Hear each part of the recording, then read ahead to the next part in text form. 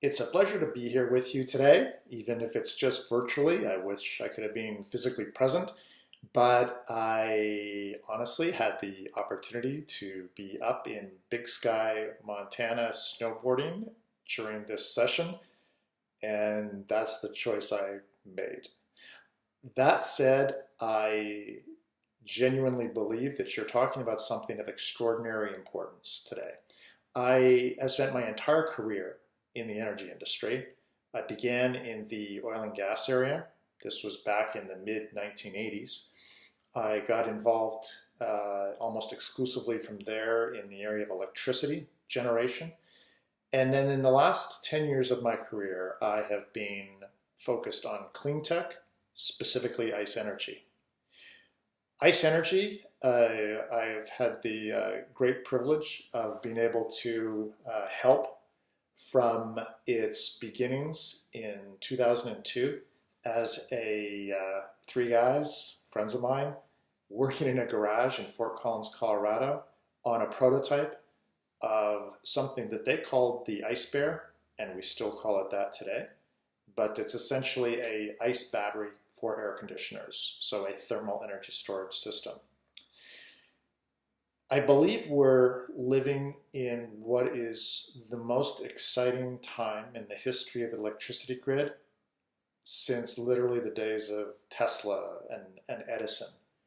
We are part of, whether we're working on it or not, we are part of a transformation of our electricity grid from its original central plant fossil fuel-based model to a grid that is becoming less centralized, more distributed, and is becoming more adoptive of renewable energy as opposed to fossil fuel for generation.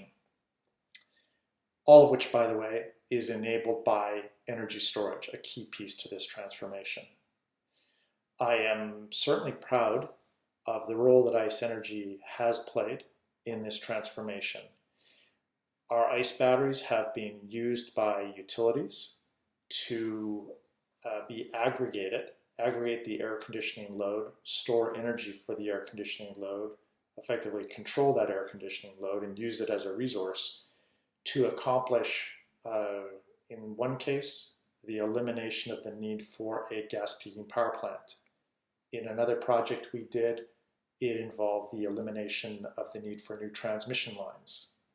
In another project we did, it involved the elimination of the need for new substations. A number of our projects involved eliminating the need to upgrade feeders. So we were taking what is really a very small device. The Ice Bear looks and is about the size of a regular air conditioner. And by aggregating these and using their ability to shift when energy is used and not used while still providing cooling, we're solving big grid problems at megawatt scale and eliminating the need for new traditional grid infrastructure. I'd say incrementally moving us towards this distributed new renewable world. Now, I was first exposed to CLEP. This would be a while back. I have a friend who's there today, Press Kabakov, who is involved with me in the Committee for Economic Development of the Conference Board. And he had asked me to take a look at a proposal that his company HRI was making for the redevelopment of Charity.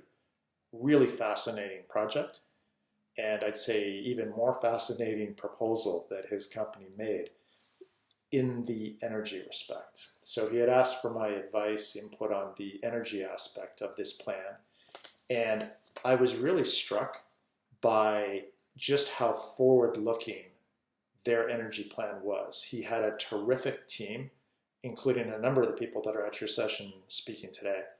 And he had a fellow, Myron Katz, who was taking the lead with a remarkably cutting-edge rate design proposal.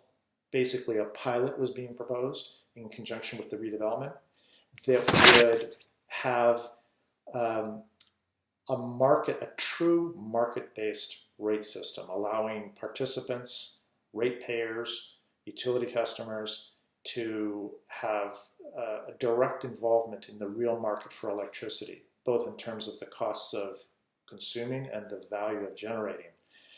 And the idea was this CLEP pilot would incentivize the kinds of investments that consumers, utility payers, as opposed to the utility, that consumers, utility customers, could and would make if they were exposed to the real economics of the grid. And that this would enable, in the case of charity, to be a microgrid. Now, this microgrid model is something that's going on all around the world to some degree. But the problem with, or the challenge of a microgrid, which is the ultimate in, I'd say, a distributed approach to the grid and enabling renewables and requiring energy storage to do that, the key part to it is the investors in the microgrid, whether those are big companies or those are homeowners, the investors in these microgrids have to be exposed to have access to the real economics of the electricity system and the grid. And that's what CLEP was designed to do, and that's, I'd say, what CLEP would do and will do when it's implemented. For me, I see this as a tremendous opportunity for the city of New Orleans if this rate CLEP could be adopted even on a pilot basis, because it would put New Orleans, I would say, at the very forefront of this transformation I described. This movement away from fossil fuels, this movement away from old-fashioned central plant models to the grid of the future that will be distributed based much more like our network of microgrids, and that will enable the much larger and much faster adoption of renewables. And that's the opportunity that you have.